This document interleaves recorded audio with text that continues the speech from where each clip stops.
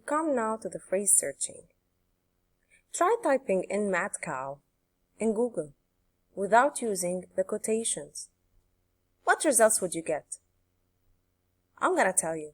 You're gonna get so many results, whether they are from articles, blogs, web pages, and they're gonna be talking about a mad and cow words being mentioned anywhere in the text, not necessarily next to each other.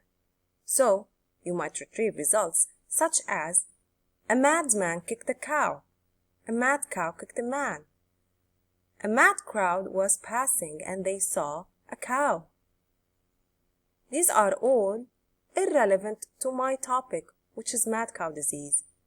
How would I fix that? If I place quotations, it would give me at least a phrasing.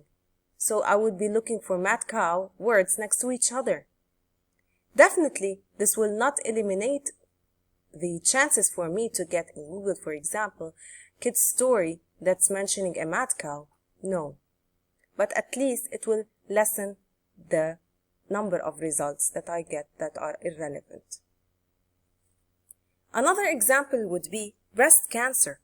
So if I type in breast cancer in Google, I will be getting all the results that have the words breast and cancer. So there's a default Boolean operator and in Google. So both the words breast or and cancer have to be present in the text, not necessarily next to each other. So I might get cancer as horoscope.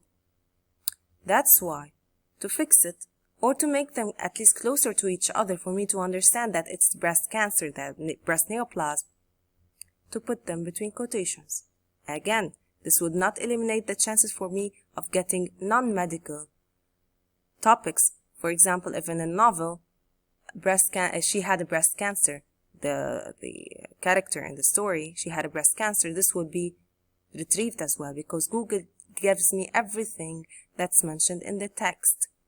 But it would decrease the number of the results and hits that I will be getting to make it more relevant.